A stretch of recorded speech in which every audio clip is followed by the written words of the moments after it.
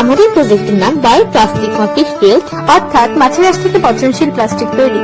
বিখ্যাত লেখক জেনিফার নিনি বলেছেন যে using a single plastic is like a ticking bomb, so try to reject it whenever and wherever it is possible.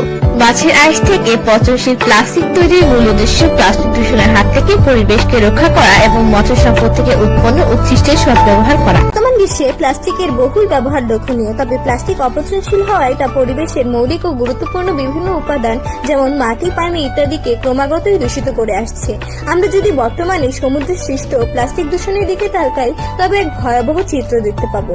এক গবেষণায় দেখা গেছে প্রতি বছর যে পরিমাণ প্লাস্টিক সমুদ্রের পানিতে মিশে যাচ্ছে তা মিল্কি গ্যালাক্সির অন্তর্ভুক্ত নক্ষত্রের চেয়ে বেশি।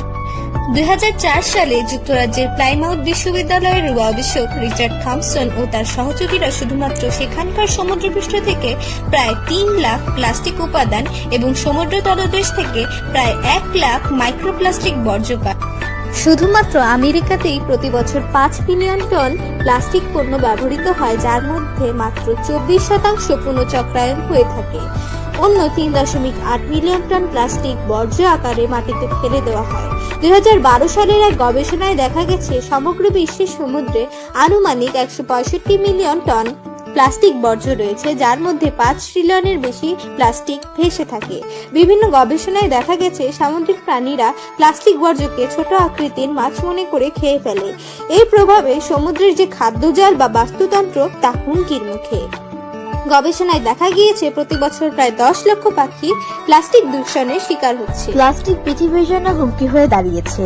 বিশ্বের বিভিন্ন অঞ্চল সহ বাংলাদেশের একমাত্র প্রবাল দ্বীপ সেন্ট মার্টিন ও সর্ববৃহত্তম সমুদ্র সৈকতও আজ প্লাস্টিক দূষণের কবলে পড়ে হুমকির মুখে।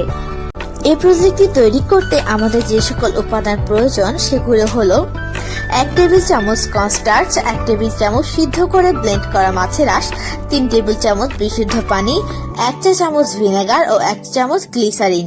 এই সকল উপাদান একত্রে মিশিয়ে চুলার ওপর একটি পাত্রে অল্প আঁচে ভালোভাবে নাড়তে থাকে। মিশ্রণটি যখন আঠালো মন্দের ন্যায় ধারণ করে তখন এটিকে চুলা থেকে নামিয়ে নিই এবং একটি সমতল স্থানে সরিয়ে নিই। মিশ্রণটি শুকাতে এবং বায়োপ্লাস্টিকটি তৈরি হতে প্রায় 24 ঘন্টা সময় লাগবে। আমরা জানি সাধারণ অপচনশীল প্লাস্টিক মাটিতে পচতে প্রায় 450 বছর সময় লাগে, কিন্তু আমাদের মাছের আঁশ থেকে তৈরি পচনশীল প্লাস্টিকটি 2 থেকে 3 সপ্তাহের মধ্যেই মাটিতে পচতে শুরু করবে এবং 3 থেকে 4 সপ্তাহের মধ্যে সম্পূর্ণরূপে মাটিতে নিঃশেষ হয়ে যাবে।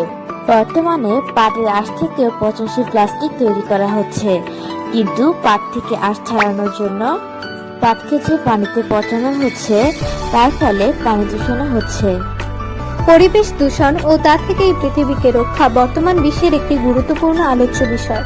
আমরা মাছের আঁশ থেকে যে প্লাস্টিক তৈরি করছি তার মাধ্যমে আমাদের পরিবেশকে ভয়ানক প্লাস্টিক দূষণের হাত থেকে রক্ষা করতে পারবো।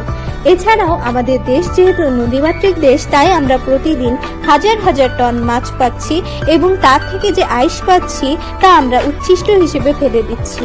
এই প্লাস্টিক তৈরি করে আমরা একদিকে যেমন পরিবেশকে রক্ষা করতে পারি, ঠিক তেমনই প্রাপ্ত মাছের আঁশের সদ্ব্যবহার করতে পারছি এবং এই প্লাস্টিক থেকে তৈরি ব্যাগ যদি আমরা বিভিন্ন সুপার শপগুলোতে পাঠাতে পারি তবে বাংলাদেশ বিশ্বের পরিবেশ রক্ষার ক্ষেত্রে আদর্শে পরিণত হবে।